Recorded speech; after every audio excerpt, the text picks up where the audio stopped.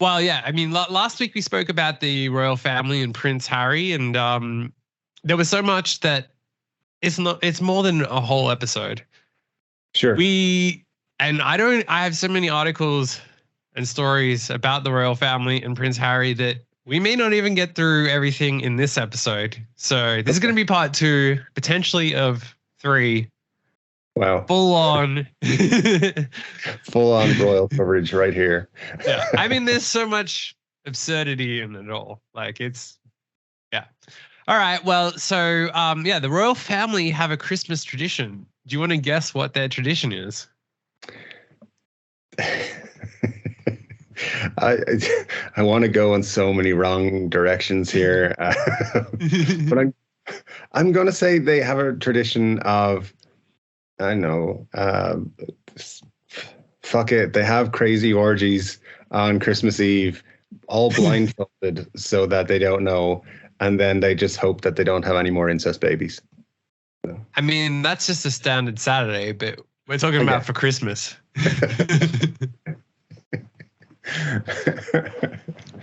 I don't know. Specifically for Christmas, I know. Is it eating something weird or something?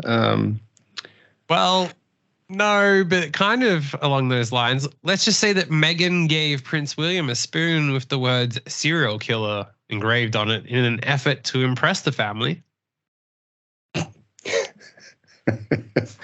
Oh, is it that they tie up some random pleb from the street and they all take turns dissecting him or her? As I said, that's a regular Saturday. We're talking about Christmas. All right. I'm guessing cereal, as in breakfast cereal, is playing a part. Yeah. Right. And that was a huge hit, apparently. The spoon? Yeah. So that actually won them over for her. So this is before all the arguments and stuff. So this is a move that she did that, they embraced. So yeah, at least one of her gifts was a huge hit. They have a tradition which involves giving each other gag gifts. Okay. All right. Gag gifts is, I mean, they're fucking lame. They could literally do anything. That's why they give each other $2 gifts each. So that's what I initially thought. I was like, that's a super cheap gift. What the hell?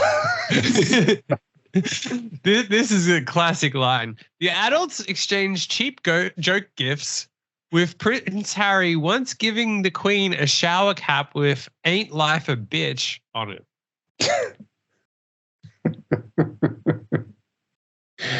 I mean, that's appropriate for all the royal showerings. Yeah, I don't. Do they go to like little like pound shops and knick-knack shops and stuff in around London, or do they just order this shit off Amazon? Imagine going into the pound shop and seeing the Queen.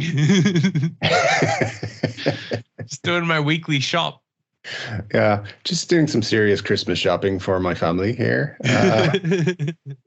Don't they like this squeaky toy? I think so. This is a rubber duck. Harry's going to love it. I think they should all just buy each other sex dolls for Christmas. That should be their tradition going forward. Well, there is a genuine chance that one of them did. I mean, you tell me if you had to buy. Sorry. Good. If you tell me if you got designated with buying Prince Andrew a gift for your gag gift, you wouldn't buy him a blow-up sex doll. Oh, 100%. Like I'd buy him 4 so we could have an orgy. I think he'd appreciate it too. Yeah, he wouldn't see him the rest of Christmas. So he might get upset that it's too real for him. It's true. Oh, what a creep. It's the Queen and yeah. I know. Serial killer, though, there's more to that. It's like a one of those kind of hints that you find out about a character at the end of the book. Like, oh, that actually genuinely meant he was a serial killer. It was.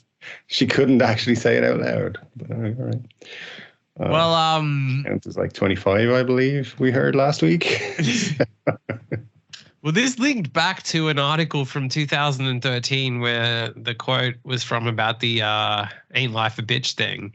And it says back then 30 royals were all going to a mansion to stay for Christmas.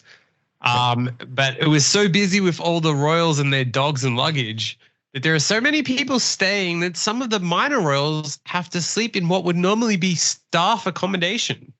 Oh my God. How did they survive? Did they survive? I don't know. Well, some of the servants, this is a quote, some of the servants have to make do with cottages on the estate or digs in surrounding villages. Can you imagine not being able to stay in your mansion and having to go stay in some lovely cottage that's probably like normally goes for like £5,000 a night? just imagine the emotional and just draining effect of being told, listen, you're one of the lesser royals. We're going to need you to not stay in the mansion tonight. Sorry about that. You're going to have to sleep in Sue, the janitor's room. Yeah. She will be there. Take care of all your needs, but you still can't. She's got a sleeping bag in the closet, so just don't wake her. It's I mean that's kind of funny, but yeah, I'd imagine some people are like, I'm not one of the main guys, one of the main crew. I'm left out of all the. I mean, that literally is what this whole drama is about. The fact that Harry is not main. Oh. So yeah, I wonder if he had to sleep in a servant room. I mean, he probably fucked all their servants. So yeah, probably. Probably did just for the crack. Yeah, but only the adults get the joke gifts. Meanwhile, the no expenses spared for the children. George can look forward to his first bike, fishing rod, hunting rifle, and a pony. I mean, how are you wrapping a pony under a Christmas tree? That seems a bit, I don't know. In the servants' quarters, they figure it out. Oh my God. These are... Sometimes you like read about the royals and think these people are completely unrelatable, but their Christmas is pretty standard. After 8 p.m. drinks, the family sits down for a grand black tie dinner. Sure. Typically Norfolk shrimps followed by lamb or game shot on the estate. Sure. Okay. Washed down by vintage wines and champagne, as most families do. I mean, I think everybody eats something at Christmas that they've shot in their own garden. Yeah. For sure. In a black tie. in black tie, yeah. And with vintage wines and everything. That's just a Tuesday. You know what would be fun is if you had someone in your family like get married or something, or like start seriously dating someone new, coming for their first Christmas, and then you're like, as a family, let's fuck with them. Let's all wear black tie and say that this is what we do every year. And then tell them they have to sleep in the servants' room because they're a minor part of the family. You're not part of the main family. You've got to sleep in the servants' quarters, which is just 3 miles down that way. And turn left when you hit the roundabout. You'll be good. Don't worry about it. Use a shotgun though, so you can shoot food for tomorrow if you. Yeah. Interesting. The royals have their own bespoke crackers with gold or silver crowns, and the Queen loves reading the corny jokes. Not anymore, she doesn't. But yeah, that's. I mean, I'd love to know what the little thing in their crackers are? Like, are they, because in our ones you get like a fucking cheap bottle opener that couldn't open a bottle to save its life, or like a whistle. It's bullshit that you would never. Yeah. Plastic pieces of crap that you can't even actually figure out what they're actually meant to be for. Exactly. So what's in these bespoke royal crackers? That's what I want to know. It's probably like a fucking voucher for 3 months stay in Saint-Tropez or somewhere. It's like a Rolex. It's a it's a Rolex. They open it. Like, another Rolex again. I got one last year. This is a piece of shit. Bullshit. Yeah, this is only like $4,000 worth of a Rolex. This is a shit one. Yeah. Life is good for the royals, I think. It'd be funny if like the gold or silver crowns are like actually made of gold or silver. I hope it's just like a voucher that is coming. You hold it up, and like some servant comes and puts an actual crown on your head, not a paper one. They just have all these Christmas crowns. They don't pull it open. Like they have their servants do that, and they're like, "Read me the joke."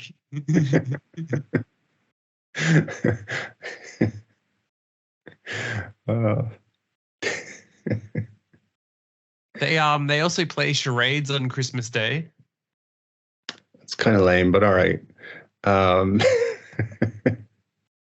It says that the Queen is an excellent mimic, particularly of former prime ministers and US presidents she has known through the years. All right. Well, this is another reference to the royal family, like doing stand-up and. Yeah, that would be funny, actually. Yeah, if we got some footage of that, it's like one of these kids needs to record all this shit going on. If Harry really wants to get back at them, I think a video of like the Queen doing Donald Trump. That'd be fun. Yeah, release the footage. That's a hashtag. Release the footage.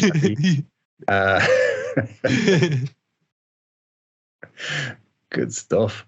It says, if the weather is good, the Queen will take her dogs for a brisk stroll with Kate pushing George in his pram alongside her. Very important details. I mean, family goes for a walk on Christmas Day. It's not really, they're not living it up doing that. That's pretty much, I know lots of people who do that. So what that means is if you're a family who go for a walk on Christmas Day, you're pretty much royalty. You're doing the same thing the royals do. If you opened your Rolex of crackers and gold crown that was put on by your servant. That's just an additional part of it. Yeah, for sure. Yeah. Yeah. Now, last week we didn't get into how Prince Harry claims William and Kate, or Willie and Kate, as we've known, sensationally says that they were the ones who told him to wear the Nazi outfit. You're still dressing yourself in a Nazi outfit. So. He claims that they howled with laughter when they saw him dressed up for the party. He was 20 years old when the newspaper published it. The picture was taken at a costume party with a native and colonial theme, where William was also a guest and dressed in a homemade lion outfit. So he kind of understood not to go dressed as a Nazi. Pretty basic, that one. Yeah. I feel like it's one of those things you should just inherently know. But some people don't know that. Yeah. Well, sucks to be. He says he says it was a toss-up between two costumes, a Nazi outfit, or do you want to guess what the second one was? Sexy nurse. It's about makes as much sense as that. A pilot. So, in that case, go with the pilot. Yeah. I don't know what either of them have to do with native and colonial. Yeah, neither fit the thing, but I think he was just gonna get pissed and take all his clothes off anyway. So it just doesn't even make sense that native and colonial Nazi. Yeah, there's some creative thinking has gone on there for sure. Because like unless it was like a most offensive costume or like World War II themed or Third Reich themed costume party, that's all the Nazis party. Yeah. You're not really thinking of native and colonial. No, doesn't make me think of that at all. Now he says it. Now, obviously, this does kind of describe how it is William and Kate's fault. So you're probably going to want to apologize to Harry after this. I doubt it. And I quote, "I phoned Willie and Kate, asked what they thought. Nazi uniform, they said." Oh, there you go. So completely their fault. I mean, if you're stupid enough to wear a Nazi uniform to a party, it's when you're a royal person who's going to be photographed, no matter what happens, no matter what you wear. I think you got to take responsibility for it yourself, man. I think you got to be like, I'm old enough to know people are not going to like this. So there's also the fact that, like, if you called them and said that, they're probably like, Nazi uniform would be hilarious, thinking there is no way that he would actually do that. Obviously, he's just going to go as a pilot, not...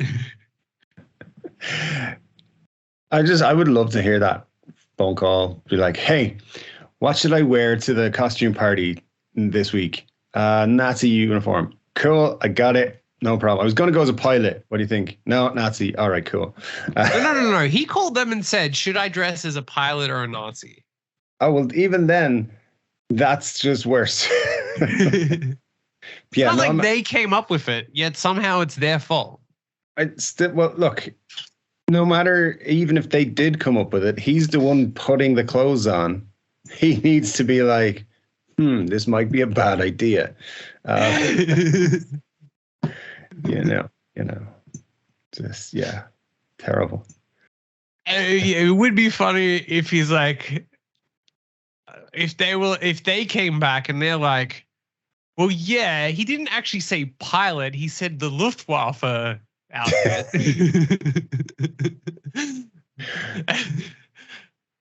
I just have this image of him like finding out that the paper printed the story and it was like a bad thing. He was getting loads of shit, and the press like, I thought they'd like my costume. I knew I should have gone as Luftwaffe pilot. It's like, it's not like I wore the mustache and actually tried to look like Hitler. It's just a random Nazi. It's all good. I was one of the good ones. I was like one of the mid-level ones. Not one with power, one who was just there. Yeah, I was just following orders. So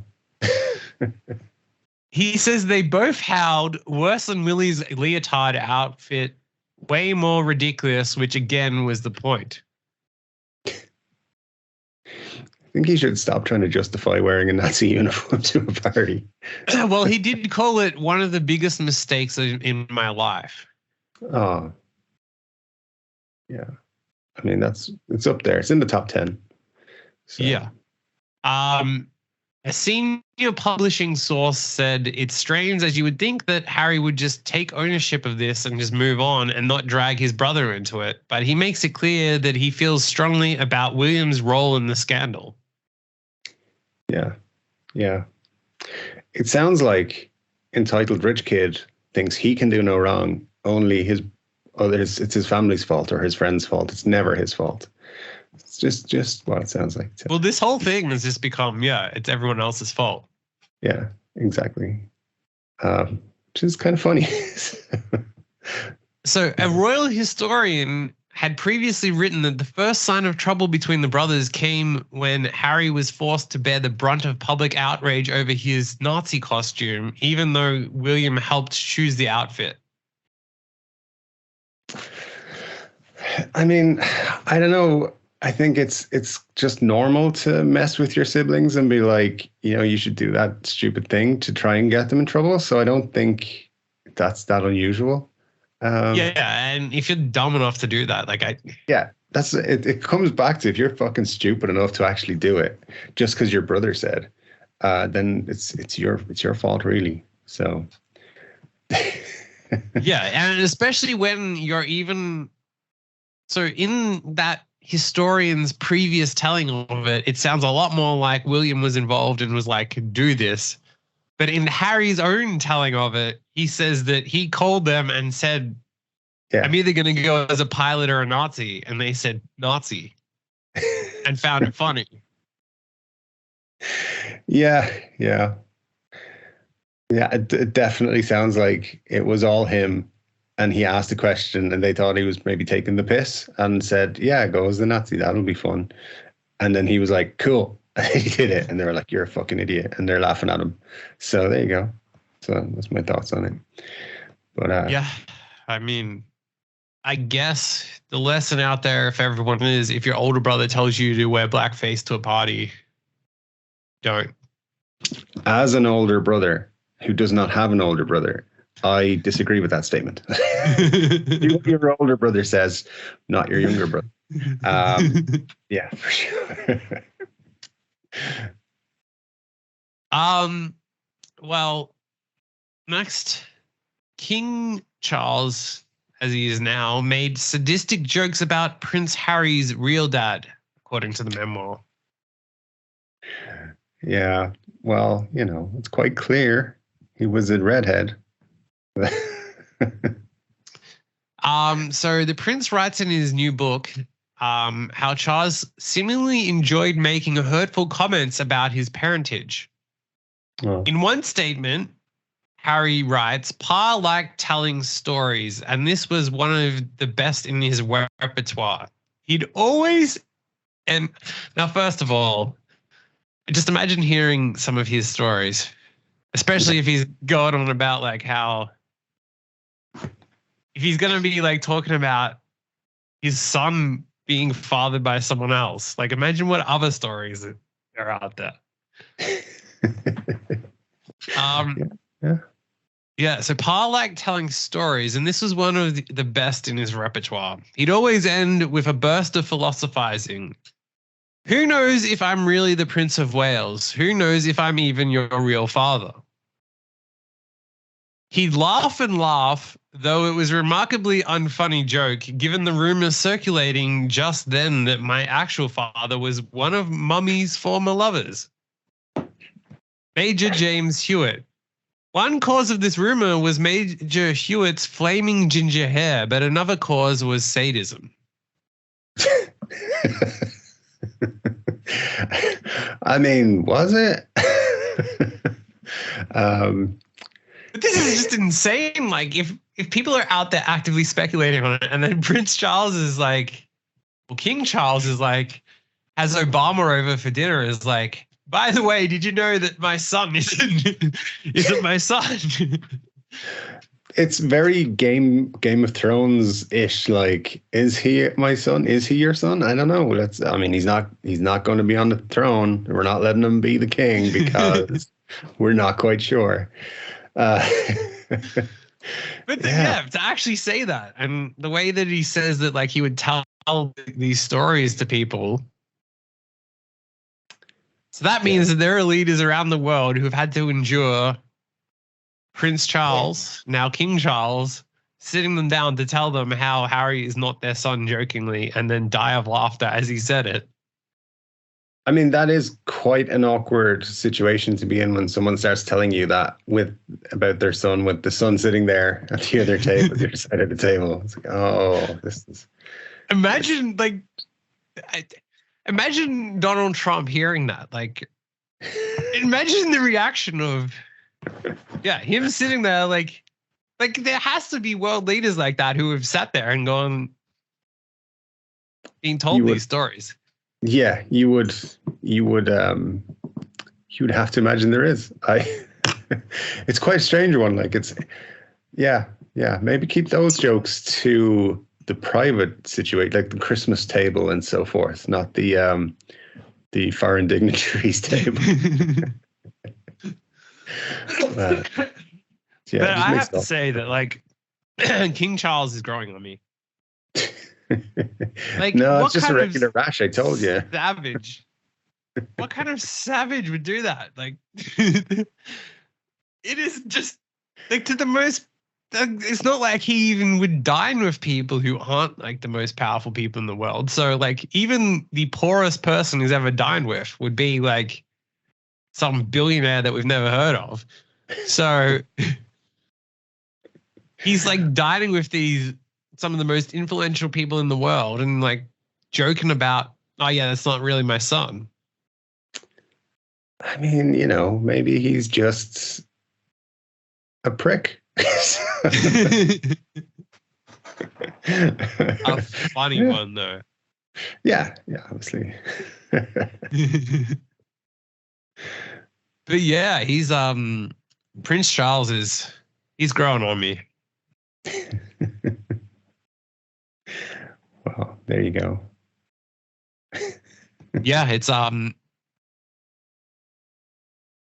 so the Diana, the prince's mother, infamously had a 5-year affair with Hewitt after meeting him at a dinner party in 1986, and their fling went on to make global headlines. Hewitt became a controversial figure in the UK for his attempts to sell love letters he exchanged with the late princess, and he was labelled Britain's biggest cad. Well, what a shocking title to have. Like, oh no, they're calling me a cad. And everyone says, the fuck does that mean? Yeah, I have no idea what it is. But Hewitt was regularly bundled into car boots, in brackets trunks, and driven to Kensington Palace when their affair ensued. He told me he was terrified the first night he stayed in Kensington Palace, relieved at least that Charles and Diana had separate bedrooms. Yeah, it'd be awkward otherwise. Charles sitting there reading his book. Or it'd be less awkward if he was down to watch. I mean, he 100% would have been, but yeah, I don't know. I mean, separate bedrooms was better. I think a much better situation. If you're going to sleep with someone's wife, it's better if they're in a separate bedroom. Well, really I mean, I feel this is all but confirming that, like, it's not his kid. I mean, it doesn't look like his kid at all. So if he's making that joke himself, like, yeah, then it's totally fine for us to make it. Yeah, hopefully. Although we are probably not allowed to go to the UK anymore. So we'll be fine. Wear dark glasses and a hat everywhere you go. Tormented Prince William felt guilt over Charles' affair, according to Prince Harry. Well, Prince Harry claimed. Sorry? He shouldn't have had an affair with him then. That should have been inappropriate on so many levels. Just a few. Yeah. It's only inappropriate because of the Nazi outfit. True. Harry claims his brother William felt tremendous guilt for not speaking up about his father's affair with Camilla Parker Bowles. He writes that his mother, Princess Diana's maths was off when she famously told Martin Bashir in 1995 that there were 3 people in the marriage. She left Willie and me out of the equation. We didn't understand what was going on with her and Pa, certainly, but we intuited enough. We sensed the presence of the other woman because we suffered the downstream effects. This is also while there was another guy who is supposedly your father. Your dad is joking about is your actual father. Yeah, it sounds like, and I'm like, I don't want to make assumptions here, but it sounds like Diana and Charles did not actually want to be married to each other. So they just fucked over other people. And they were both happy with that arrangement. So why are you writing a book about it now, 30 years later? Because that's actually none of your business, dude. Well, it's not like they split up and they stayed together for kids. And so many people do that. So many people stay together for the kids. Until they broke up. I mean, and then dated other people. They were still in the same building. So, Ma and Pa were still there. But yeah, I don't think it's that big a deal. Like, just again, to get over it, dude. Yeah, I mean, the whole thing is just absurd. Like, yeah, it's so obvious that, like, yeah, he wanted to marry this other woman, and for whatever reason, this significantly older, uglier woman, he was obsessed with. And yeah, even though he could marry anyone else in the world and probably several others too, for some reason that woman, like, if anything, their love proves that there is something there, that like the fact that he would screw everything up for this one woman. Yes. Who isn't that attractive and is older. True. Like, it's not like she's like some 18-year-old model who would blow people away. And still down the line, he then goes and marries her when she was like insanely old. When he could still have married an 18-year-old from any country he wanted. It's like taking your Rolls Royce to the dealership and trading it in for a Ford Escort. Yes. Like, he definitely downgraded in the situation, but maybe it had a turbo booster or something that the thing could get in the Rolls Royce. So he's fucking delighted with himself. I don't know. Something's going on for sure. Yeah. But like, it's also like his parents forced him to drive the Rolls Royce. And then his kid, who is supposedly who he's joking about is not his kid, then gets upset that he wanted the car that he wanted. At the same time that his kid is upset that the family didn't want the kid to marry the person they wanted to marry. And you would think that, like, if anyone could understand. Yes, that you would think that. But it's surprisingly common that people who go through things then, like, when the same thing comes up with their kids, they're like, well, you can't do it because I had to go through shit, so fuck you. So drive a Rolls Royce and you'd be happy with it. It's a little bit of vengeance. A little bit of like, well, fuck you, buddy. You drive a white Rolls Royce and you'd be happy with that white Rolls Royce. You can't drive a fucking Ford Escort or a Ford Fiesta piece of shit. All right. You gotta drive the fancy shit first. And then in 50 years' time, you can have your wife killed and marry who you really wanted. But yeah, your wife who had a kid to someone else, and you now have to joke with royal dignitaries about not being yours. Yeah, of course. I mean, he probably does. Like, maybe he does fucking hate the kid, and he's like, you know what, you're not my fucking son, but I can't do anything because it has embarrassed the royal family. It does genuinely seem that this whole thing is actually, under all of this stuff, the real thing is that is there. Like, if you add in that, then it puts all the pieces together of why there's so much anger and even calling it despair. Like, it's like, you kind of hinting to the fact that, 100%. So apparently Willie was tormented that when his suspicions that Charles was still seeing Camilla were confirmed.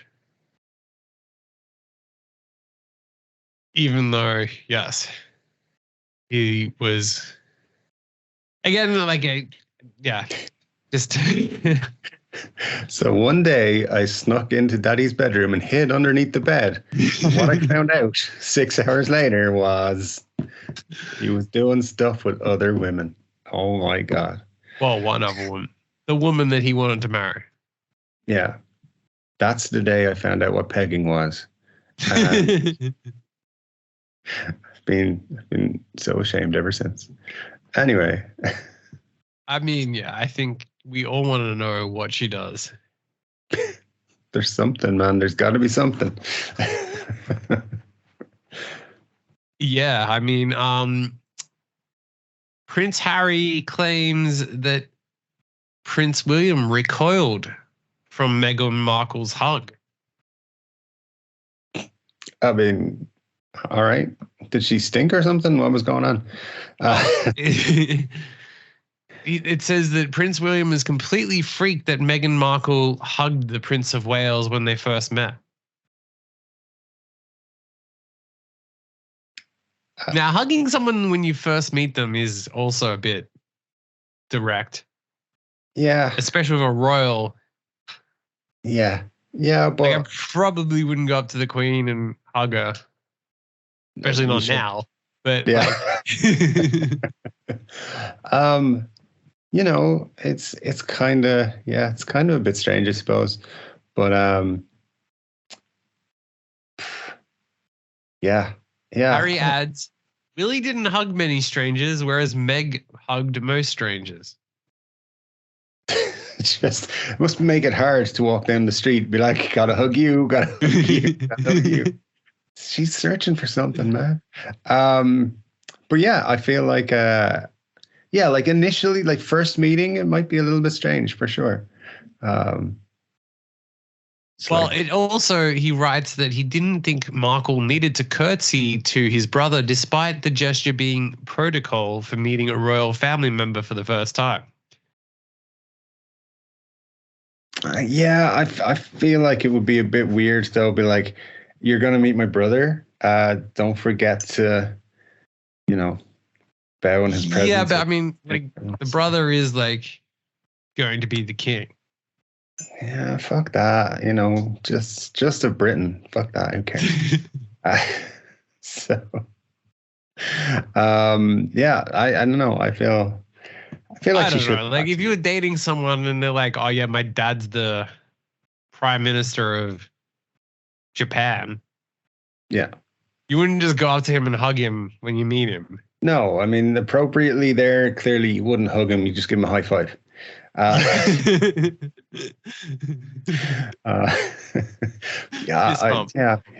don't know. It would be an interesting situation for sure.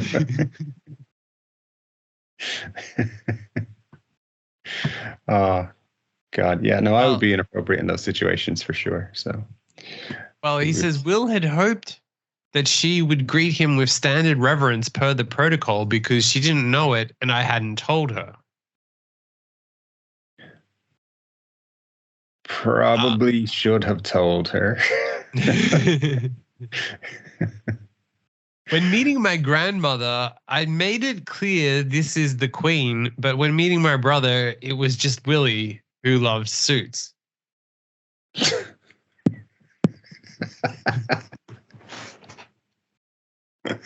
Oh man, yeah.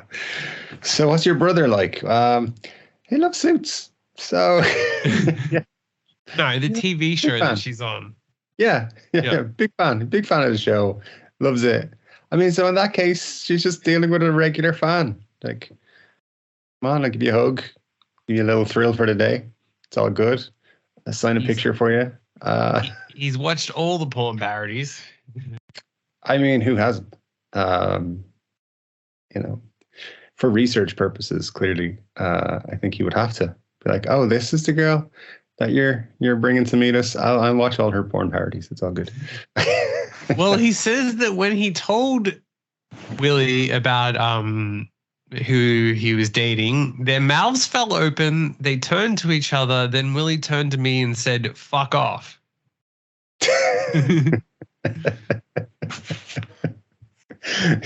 He wasn't reacting to the news. He was just like, could you fuck off? You're a fucking pain. Just get the fuck You're away not from my brother. Yeah. You're not my real brother. Wear Yeah. the Nazi uniform and piss off. But I'm dating the girl off that show. All right, bring her over. Well, let's show about lawyers, isn't it? She'll help you fix your Nazi problem. Yeah, absolutely. I hope there was more to it. I hope it was like, fuck off. She's not going to date a ginger prick like you. Oh. Well, he says, I was baffled until Willie and Kate explained that they were regular, nay, religious viewers of Suits. Great, I thought, laughing. I've been worrying about the whole thing. All this time I thought Willie and Kate might not welcome Meg into the family, but now I had to worry about them hounding her for an autograph. As everyone does. They probably wouldn't hound her for it. They'd probably just say, hey, will you sign my DVD, please? Thank you. And be polite and everything, you know. Well, also, who gets an autograph in this day and age? And as the future king, I don't think you really need an autograph either. He's an avid TV star autograph collector and porn enthusiast, I believe. It runs in the family. So there you go. Yeah. Yeah, he is. Yeah. Imagine being like, I'm going to introduce my girlfriend who's on this TV show to my royal family people, and I'm worried they might ask her for an autograph. I don't think she's going to actually care. Well, no. The completely out of touch thing is that, like, worrying about how they would react to her, who is comparatively a nobody compared to them, and how she might react to them, the future king. Yeah, that's an interesting point. Like if you're an average person, and then sure, being on Suits is a big deal.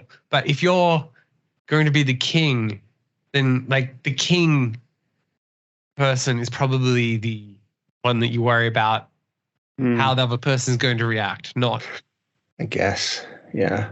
If it was like a royalty that mattered in the world, but just being British, like you probably wouldn't think too much of it. You'd be like, whatever. It's like being the king of a bingo hall. Who cares? What if you're John Trump and you're going to introduce your new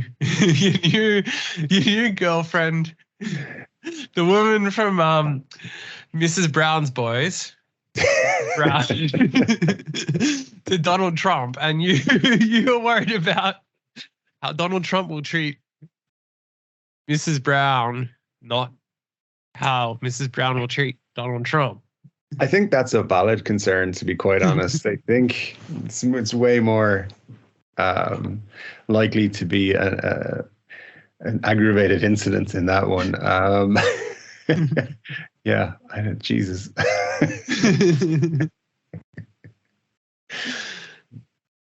Very common scenario. I'd love to see that happen. That'd be something.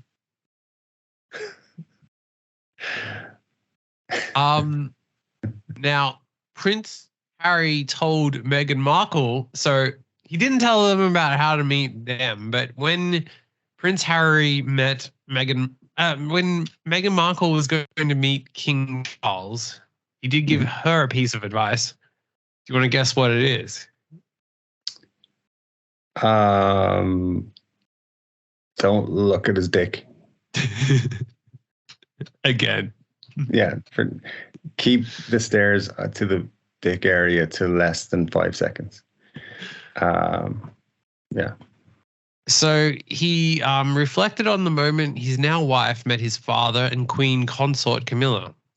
Meg looked beautiful, he wrote, adding that the Duchess opted for a full skirt patterned with flowers. Harry made sure Markle wore her dark brown locks down just the way Pa likes it. All right. Now, it doesn't say that whether he told Charles what to wear, which is disappointing, or what he wore. I hope so. Charles is wearing a bright floral t-shirt. Charles was wearing a Nazi outfit from a party. As is custom when we meet new people. Yeah, so she wore her hair the way that Charles likes it, which in itself is weird. That like I've never heard of anyone saying you're going to meet my father, so your hair has to be to his liking. That is weird. That is very weird. It's almost like a fun prank to start pulling off in like in relationships of like, you're going to be my father, so you're going to need to have your hair in pigtails because that's what he needs. He told me that he's never meeting any single bitch again. And I quote, who does not have pigtails. Yeah. That would, I mean, it's it just adds to the weirdness of this whole thing. But well, it gets a little bit weirder because he's also more specific. He also encouraged her to apply only a little bit of makeup because the 74-year-old didn't approve of women who wore a lot. I mean, okay. This implies that as well that Harry and Willie have taken women home to meet Charles, and he's gone, get this pig out of my face. Look at her hair and that makeup. It does. It implies he's like looked at some girl that's been brought home. He's like, seriously, you're fucking this? Are you like, no, that dude, come on. Like to her face. Yeah, just instead like shaking her hand and looking at him. Seriously, you fucking this look at chick? this lipstick. Look how much lipstick this pig is wearing. Yeah, I mean, for the dude who looks like he looks, he's very judgmental of other people's looks, apparently. Anyhow. Have you had your eyebrows waxed? Because if so, I need you out of my house immediately. We don't do waxing around here. Get out of my face. The couple even rehearsed the meeting several times, with Harry instructing Markle to curtsy and say, Your Royal Highness or Sir to the King, and only give him a kiss if he leans in. That sounds like bedroom roleplay to me. Again, imagine they've had the mistake again where like he brings home some woman caked in makeup with hair and dreadlocks who then makes out with the king. Yeah, that would be awkward. A little bit embarrassing, that one, to be honest. As for Camilla, Harry said a curtsy wasn't necessary, which the Suits alum immediately questioned. I mean, yeah, it's not necessary doesn't mean you can't do it for fun. So yeah, it does kind of come across as like, this is supposedly your mother-in-law, your stepmother. You could treat her with some respect. I mean, I don't do it for mine till it's like you're not out here curtsy. not most of the time. No. It's, but you do wear the right amount of makeup for her. I do. I always make sure I have the right amount on. So it's it takes and your hair perfectly to her liking. Not completely perfectly, but most of the way, yeah, for sure. Well, the evening went well, and they spent the evening making small talk and chatting about their fur babies. Interesting. Whilst it seemingly got off to a good start, their relationship quickly turned sour. In fact, the Duke of Sussex claims a jealous Charles told him there wasn't enough money for Markle to be part of the family. Now, this could have been taken out of context, and perhaps this was a reference to the amount of makeup she wore. As we know, he's very strict on the makeup, and maybe he'd seen images of her online where she was wearing too much makeup, and he was just alerting him to that, hey, we cannot have a member of this family wearing too much makeup. Our makeup budget will not stretch far enough. It's tight. It's a tight makeup budget. It would be funny if that was the reason why he was also anti-makeup, is because of we can't have people joining our family who spend too much on makeup, and that is why every girl you date must have minimal makeup. Yeah. Seems reasonable to a prince who has probably unlimited wealth at his disposal. Yeah.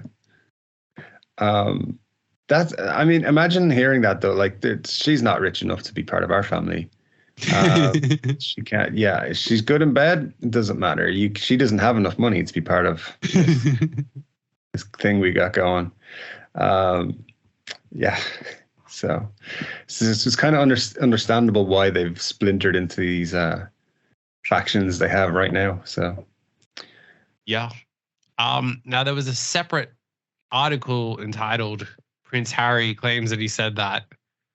Pa didn't financially support Willie and me and our families out of any, I don't even know how you pronounce this word, largesse. Largesse.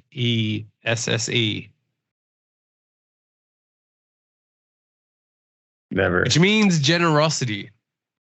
It's quite a big word for Harry to use. I mean, generosity works as well. So yeah, and one that people actually use. Yeah. So yeah, he says that he alleges in the memoir that was his job, that was his whole deal. Harry writes that he and his older brother agreed to serve the monarch and keep their hands and feet inside the gilded cage at all times in exchange to be taken care of. However, he alleges that the soon-to-be king was not really concerned about the money, but was rather envious of Markle's growing popularity.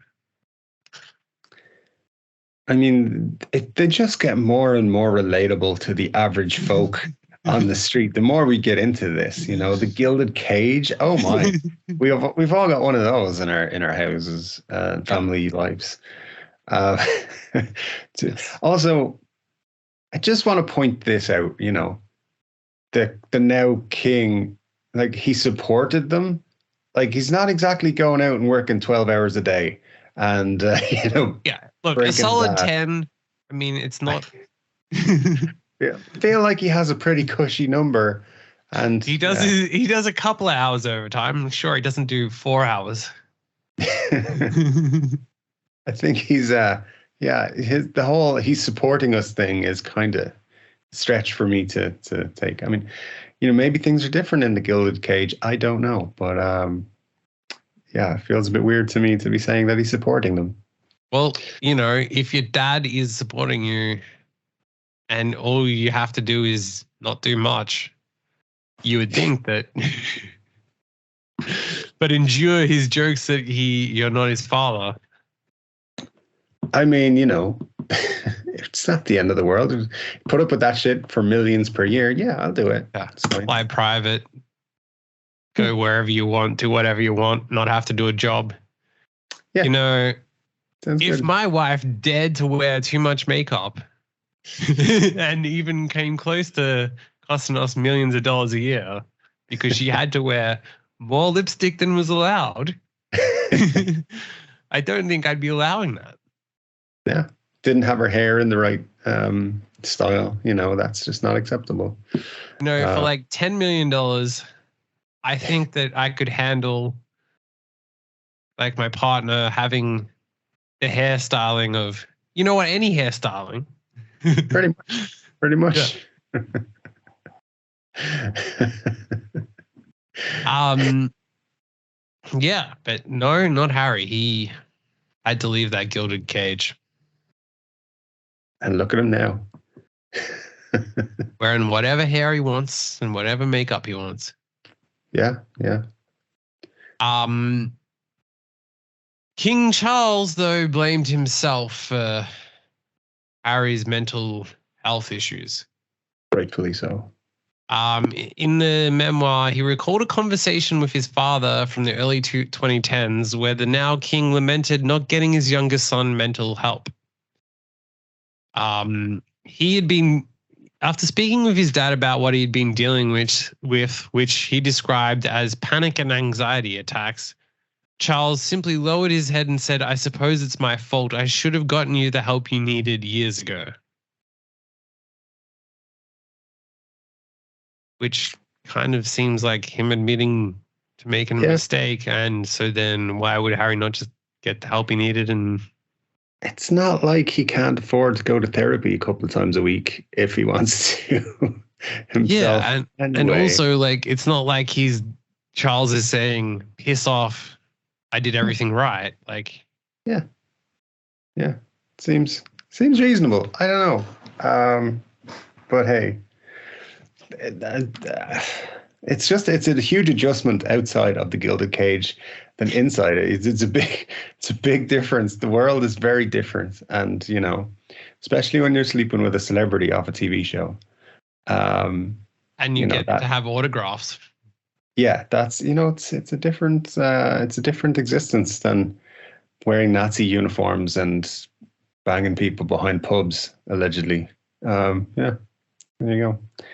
Yeah, well, he said that in 2020 he told his dad it wasn't his fault, but I appreciated the apology. Following his confession, Charles sent Harry to a doctor, which was a very kind gesture on his part, but he wasn't much help. So as soon as Charles found out there was an issue, he got help, and somehow it wasn't good enough. But the issue was the frostbitten penis from years ago that had already been solved. So, while the doctor wanted to prescribe me pills, I did not want to take pills. Okay. He exhausted all other remedies, including homeopathic ones, and eventually turned to magnesium. Okay. So again, like you say, he found out there was an issue. He tried to solve the issue. He sent them to someone who could help him. And he's still calling him a prick.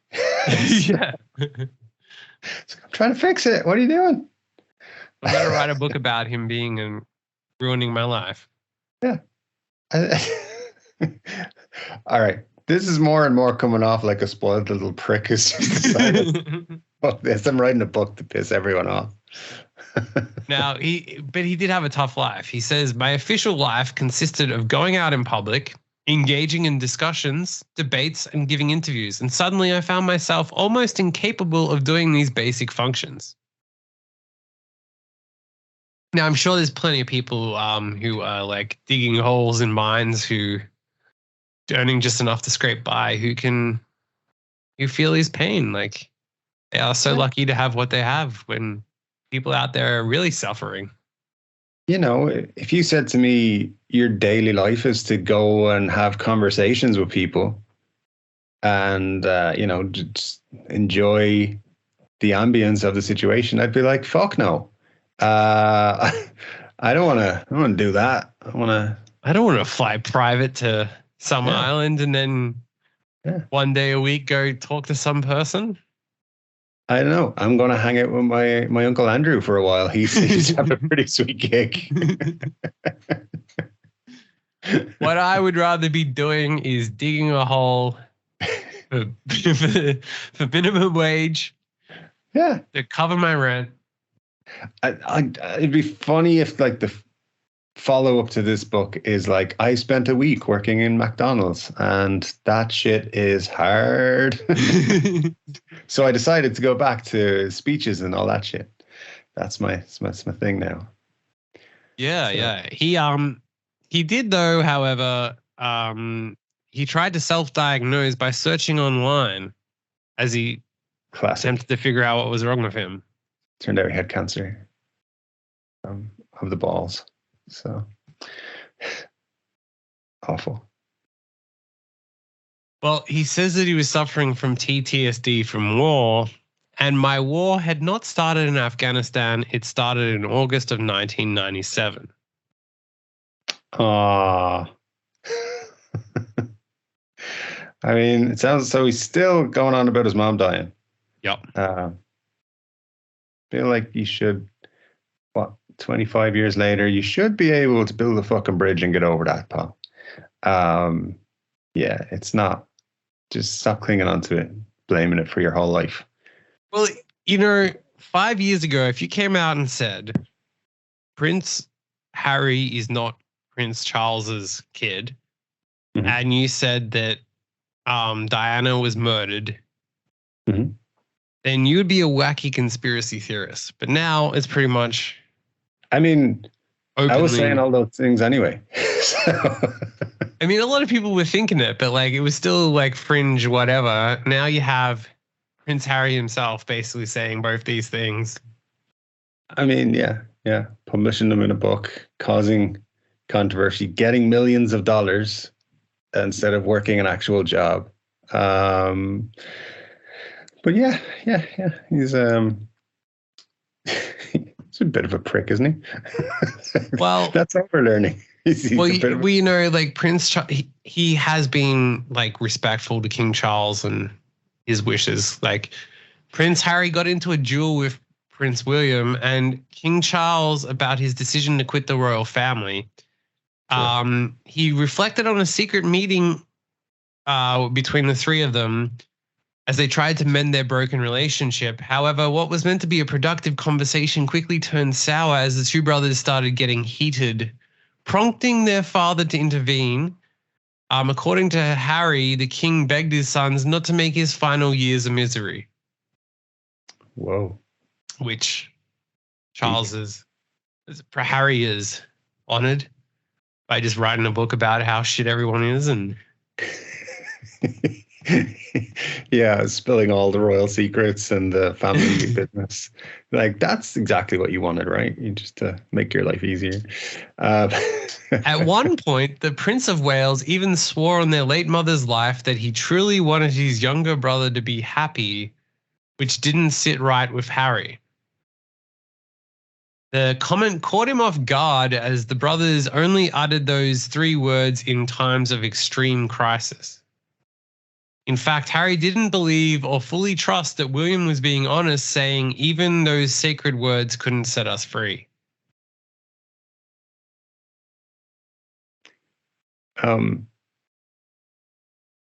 What? So he said, I want you to be happy. And he's like, fuck you. I don't believe you. Yes. It's like, wait, you want me to be happy? Fuck off. Okay. I'm going to write a book about you. Yeah, man, that's weird in so many ways. There you go. Well, Harry walked away from the meeting convinced that his family didn't know why he left the royal life in the first place, and maybe they never knew him at all. Is this the diary of a fucking goth teenager or something? Because that's what it sounds like. Oh, they don't understand me. I'm just a soul trying to find perfection. Fuck off, Harry, you dumbass.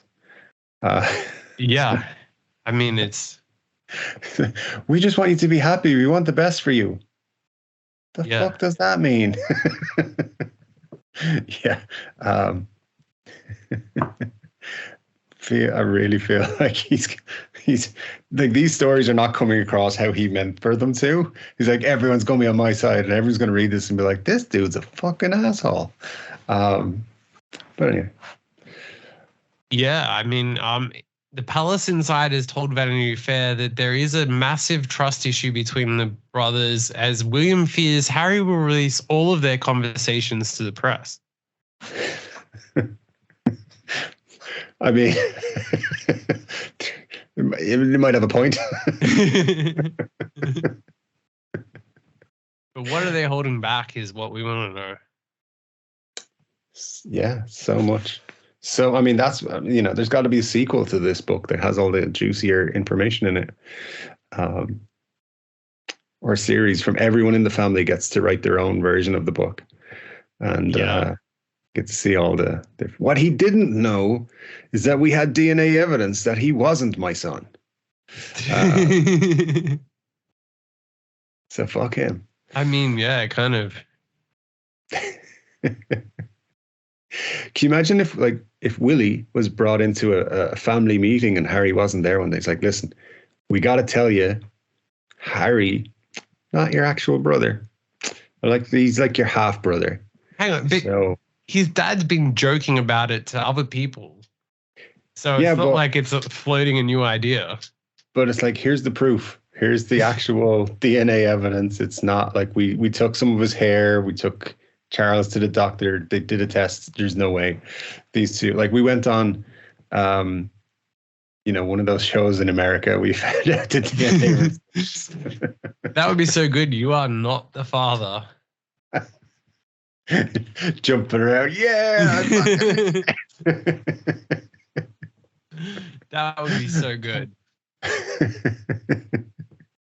Well, how many times do you reckon he mentioned his private parts in the book? 34. Nah, it's only 15, so you're way off. Fucking just why? Like he's wasting his time. What's he writing about? Gotta make multiple references to your own junk. It's crazy. He says that he uses the word penis 8 times, but he also uses a lot of euphemisms. Mm-hmm. His todger 6 times refers to his cock, his bespoke cock cushion, and down there once each. Wait a minute. Did you say bespoke cock cushion or Cushion. Cushion. All right. So yeah, when he got frostbite, he had to get a bespoke cock cushion. I want one of those. I don't know what it's for. I don't know what you do with it, but I want one. I want it in his size. I'll take it in my size if they make it in that variant. But yeah, it's all good. Google search is going to be fucked up today. Anyway. Yeah, it's quite an interesting item. Yeah. Maybe they'll have a few on eBay for sale used. Who knows? The weird thing is, if he put that on eBay, if he still has it and he puts it on eBay and everyone knows it's his, it's going to go for a fortune. That's a way to fund Meghan Markle. That could bring them back into the royal family. We're going to sell used cock cushions. Yeah, for sure. Well, what if he's like, look, I know you think I know you think that Meghan is expensive, but what if we sell her used underwear to help pay for what she costs the royal family? Oh yeah, I think it's a great business plan. I really do. I think she started on OnlyFans. She's gonna have her own money. It's fine. Oh wow. Yeah, he now finally he does say that he's actually held back on stories about Charles and William. Mm-hmm. Yeah, well, you have to if you're going to have a sequel. You got to hold back some stuff. So I feel like that's expected, but yeah, the good stuff is still to come, I think. Well, it says that the original was double the length of the final draft. That's impressive. The first draft was 800 pages rather than the current 400. Okay. All right. I wonder how many of those pages he criticized himself. Now let's take all that shit where I say I was in the wrong. Let's take that out. Let's just blame everybody else for everything. Okay, well, we're down to 799. Because we did have to remove one sentence, and well, that only took away one page. So, yeah, good point. That's when you talked about playing soccer as a child when you said you missed a goal. It's completely my fault. I took my eye off the ball as it was coming to me and just hoofed it way over the bar. Oh, terrible. He says, and I quote, "There are some things that have happened, especially between me and my brother, and to some extent between me and my father, that I just don't want the world to know because I don't think they would ever forgive me." Sex. They've been having sex. I mean, with all the ridiculous stuff in there that, yeah. So we were just measuring our penises together, as every family does at Christmas. And we all ended up touching each other in places.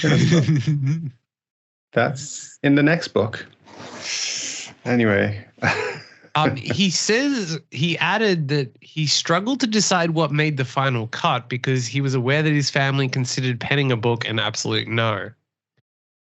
So even though writing the book was a no, he still wrote the book, but he cut some of it out. But I considered it. I was like, oh, they won't like it if I put this in the book that they're gonna fucking hate anyway. Better leave that out.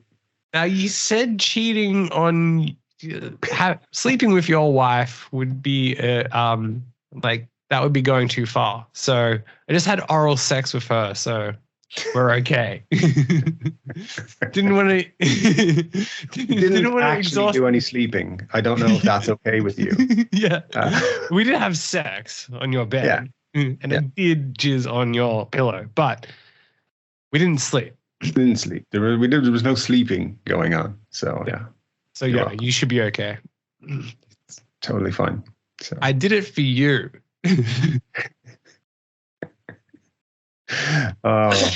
He claimed that the media had a shit ton of dirt about my family. I know they have, and they sweep it under the carpet for juicy stories about someone else. I mean, all right. Yeah, I see. Dude's full of his own importance. Like, thinks he's great, and everyone's so interested and excited about him. I mean, maybe they are. I don't know. Now, there's another part of this. For some reason, it's buried in this story about him not saying stuff. But it says, however, not all the digs were as serious, and this might upset you. He even called attention to his siblings' alarming baldness in the book. Mm-hmm. Go ahead.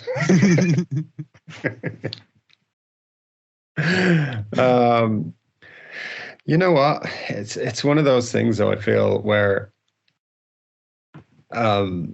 it's just it's like it's not that important, but everyone thinks it is, and you think to yourself, even like, you know, those of us who shave our heads, you kind of think, I'm gonna look weird. Like, dude, you have a big fucking hole at the back of your head where there's no hair growing. So, like, just take it off. It's fine. You're not gonna look weird.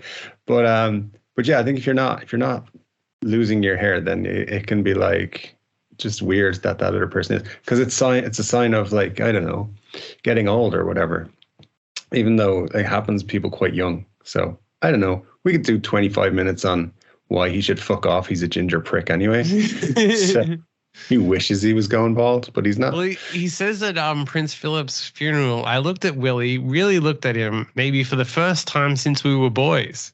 I took it all in, his familiar scowl, which had always been his default in dealings with me, his alarming boldness, more advanced than my own, his famous resemblance to Mummy, which was fading with time. I mean, Mummy wasn't balding, so I don't know what you're talking about. But yeah, it's all good.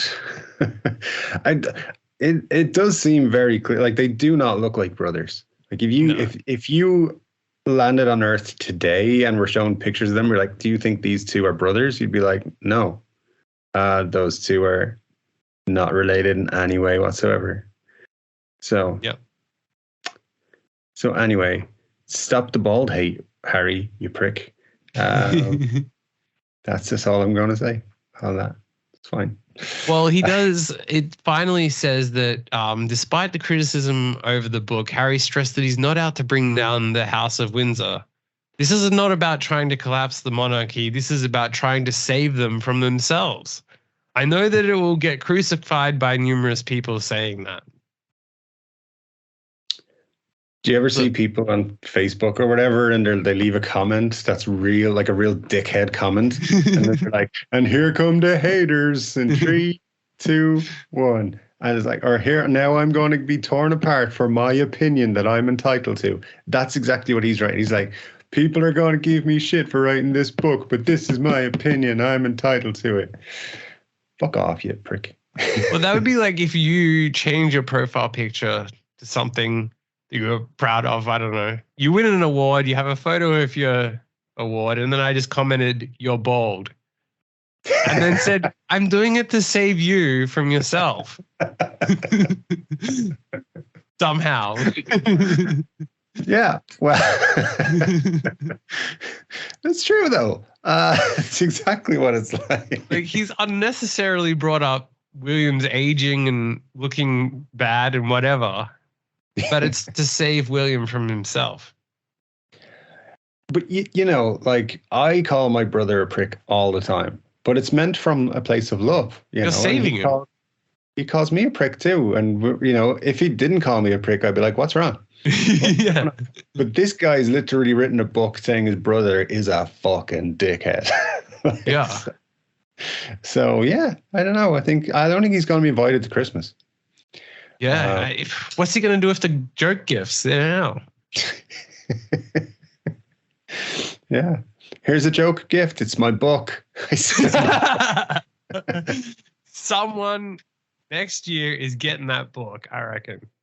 Definitely. Honestly, if you get invited to their Christmas, that would be the funniest gag gift you could give. If I do, that's what I'm bringing. Like, I got this book for you guys. I've been turning down my invite for years, but you know, this year I'm bringing my black tie and I'm coming to. Yeah, for sure. I think that's the way to do it. Just have fun. Everybody, like, it'll be just the best mood killer of all time. Like, no, I reckon that would bring down the house. I reckon they would actually die of laughter. Listen, if Charles is laughing about Harry not being his son. Yeah, it's a good point. It's a good point. I guess we'll just have to wait and see. And just in the meantime, if the Royals want to invite us as some of their biggest, look, we are Team Charles 100% in this matter. We are team something, but they Team they Willie and Charles. We will go and we will bring books and stuff. So we'll be fine. We support Charles enforcing no makeup on women. I don't have a problem with it. I just feel like he should give them better reasons. I think all father-in-laws should be deciding the makeup and hairstylings of their daughter-in-law.